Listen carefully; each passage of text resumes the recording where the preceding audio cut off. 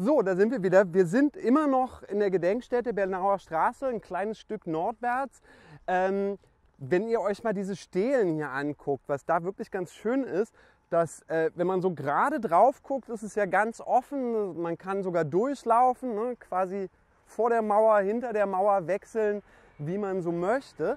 Aber wenn ihr so der Länge nach runter guckt, dann wirkt es fast wieder wie eine massive Mauer. Wieso ausgerechnet die Gedenkstätte hier an der Bernauer Straße errichtet wurde, hat einen ziemlich faszinierenden Grund. Wenn ihr mal ganz kurz nach da drüben schaut, die eigentliche Grenze ist da, wo der Rasen aufhört.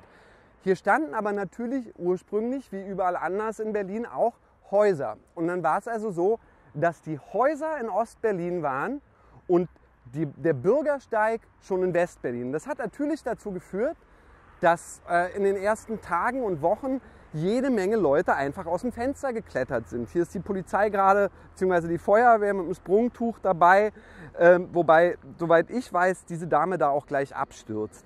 Der nächste Schritt, um hier Grenzdurchbrüche in Anführungszeichen zu verhindern, war, dass man die Fenster dieser Häuser einfach zugemauert hat. Ja?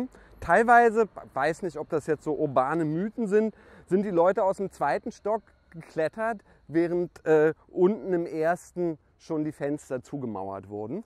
Und der letzte Schritt war dann, dass man die Häuser hat abgerissen und die Fassade, die Erdgeschossfassaden einfach hat stehen lassen. Ja? Wenn wir Berliner irgendwas sind, dann ist es pragmatisch. Und man brauchte ja ohnehin eine Mauer, also hat man die genommen, die einfach schon da war. Und dann hat man dahinter angefangen, Stacheldraht und weitere Absperrungen zu errichten.